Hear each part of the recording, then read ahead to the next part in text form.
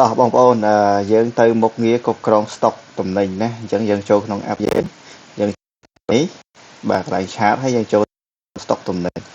នេះគឺជាស្តុកទំនិញរបស់ខ្ញុំមាន3មុខហើយឥឡូវខ្ញុំចង់បញ្ចូលមួយមុខទៀតណាបាទអញ្ចឹងខ្ញុំចុចកន្លែងសញ្ញាបូកនេះ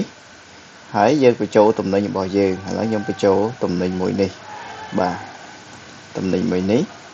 អញ្ចឹងយើងដាក់ឈ្មោះមកបាទដាក់ឈ្មោះមកបាទកំបិតបាទកំបិតមូលអញ្ចឹងណាតមកទៀតយើងដាក់ចំនួនស្តុករបស់យើងមានប្រមាណស្តុកឧទាហរណ៍ថា60បាទ60គ្រាប់ណាបាទ60គ្រាប់ហើយតមកទៀតយើងរើស currency យើងលក់ជា currency អីបាទដុល្លារអញ្ចឹងទៅយើងដាក់តម្លៃដូចថា$4តមកហើយវាជាប្រភេទអីគេបាទប្រភេទឧបករណ៍អូខេបាទប្រភេទឧបករណ៍អញ្ចឹងកន្លែងនេះគឺការអស់ស្តុកយើងចង់ឲ្យវាសល់ប្រមាណគ្រាប់ទៅឲ្យ app រំលឹកយើងបាទឥឡូវខ្ញុំដាក់ថា10គ្រាប់ណាពេលសល់10គ្រាប់ចុងក្រោយគឺឲ្យ app ចេញសញ្ញាព្រមានប្រាប់ឲ្យយើងចូលស្តុកអាហ្នឹងណាបាទអញ្ចឹងឥឡូវអូខេបាទឥឡូវយើងរក្សាទុកមកយើងរក្សាទុកអញ្ចឹងយើងរងចាំបន្តិចដោយសារវា upload ទៅ server ណាបាទអញ្ចឹងយើងរងចាំបន្តិចបាទនេះឃើញទេរួចហើយអញ្ចឹងតទៅនេះខ្ញុំនឹងបង្រៀនបងប្អូនបាទតាក់ទងជាមួយនឹងការដកស្តុកឬបន្ថែមស្តុកណាបាទអញ្ចឹងឥឡូវយើងមានទំនិញរបស់យើងដែលយើងលក់គឺមាន4មុខឥឡូវឧទាហរណ៍ថាទំនិញមួយនេះថ្ងៃហ្នឹងយើងលក់អស់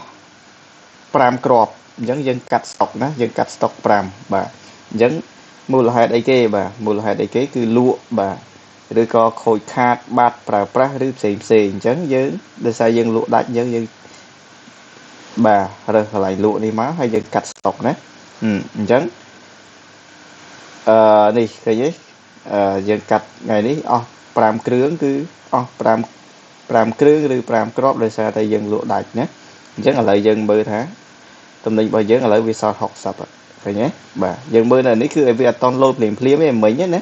បាទអត់តន់លោតភ្លាមទេតតែយើងថយមកវិញបាទឃើញនៅនេះគឺវាលោតសល់60វាស្រកពី65មកសល់60អញ្ចឹងនៅនេះក៏ឃើញដូចគ្នាស្រកពី65មកសល់60បាទហើយចុះអានេះអីគេអានេះគឺបន្ថែមស្តុកក្នុងករណីដែរគេថា supplier គេផ្ដល់តំណែងឲ្យយើងថែមទៀតណាកំបិតនេះគេឲ្យយើង10គ្រាប់ទៀតបាទផ្លែហ្នឹងណាអញ្ចឹងយើងបូកថែមស្តុកមកបាទអញ្ចឹងយើងថែមស្តុកមកប្រហែល10គ្រាប់បាទទិញបន្ថែមណាអញ្ចឹងយើងថែមស្តុកមកអញ្ចឹងព្រោះយើងវាឡើង70គ្រាប់ហើយឃើញទេបាទ70គ្រាប់ហើយអញ្ចឹងយើងមើលប្រវត្តិនៃការស្តុកចេញចូលគឺនៅនេះបានឃើញទេអានេះប្រវត្តិស្តុកចេញចូលបាទហើយអានេះគឺប្រវត្តិទាំងអស់អានេះគឺប្រវត្តិគ្រប់តំណែងទាំងអស់បាទគ្រប់តំណែងទាំងអស់មានចេញស្តុកចូលស្តុកនេះអានេះគឺដូចជាយើង transfer លុយចេញចូលអញ្ចឹងណាដូចធនាគារយើងលុយចេញចូលធនាគារយើងអញ្ចឹងបាទអញ្ចឹងនៅនេះគឺជាតំណែងដែលយើងមានលក់ណាយើងមានលក់រាប់រយមុខក៏យើងបូកបន្ថែមអញ្ចឹងទៅបាទឃើញទេឥឡូវយើងធ្វើការគ្រប់គ្រងស្តុកនេះមួយទៀតបាទច្រាសដែកនេះច្រាសដែកឥឡូវយើងលក់ដាច់ច្រាសដែករបស់យើងឥឡូវយើងមើលស្តុករបស់វាមាន90គ្រាប់ណាឥឡូវថ្ងៃហ្នឹងយើងលក់ដាច់20គ្រាប់ណាយើងលក់ដាច់20គ្រាប់អញ្ចឹងយើងកាត់ស្តុកមកបាទឃើញទេអញ្ចឹងរបស់យើងគឺ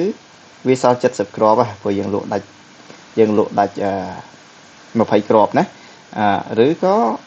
supplier ឲ្យមកយើងថែមទៀត50គ្រាប់បាទស្អែកឡើង supplier យើងទិញថែមពី supplier មក50គ្រាប់អញ្ចឹងយើងបូកថែម50គ្រាប់បូកស្តុកអញ្ចឹងយើងថែមពឹបណាឃើញទេអញ្ចឹងឡើង120គ្រាប់ហើយឃើញអត់បាទហើយក្នុងករណីដែលយើងវាខុសឥឡូវឧទាហរណ៍ថាច្រាស់ដៃនេះយើងឃើញវាខុសហ៎បាទតែពិតកន្លែងនេះគឺមិនមែនស្រអើទេគឺបន្តអញ្ចឹងយើងអាច edit បានណាបាទយើងអាចកែប្រែបានអញ្ចឹងយើងកែប្រែមកច្រាស់បាទយើងដាក់ពាក្យច្រាស់មកអូខេបាទច្រាស់ដែក 8inch ឃើញទេអញ្ចឹងធ្វើការកែប្រែតែវាអត់តន់ដូរភ្លាមនេះឃើញទេដូរ UI អញ្ចឹងអានេះប្រវត្តិតំណែងមួយគឺគេស្រួលគ្រប់គ្រងស្តុកមែនតើបងប្អូននៅទីណានៅកាហ្វេនៅណាបានហើយយើងកាន់ទូរស័ព្ទមួយគឺគ្រប់គ្រងឲ្យបានតែម្ដងណាបាទកាន់ទូរស័ព្ទមួយគឺគ្រប់គ្រងឲ្យបានតែម្ដងនេះគឺតំណែងដែលយើងទៅតែដាក់មិញនេះ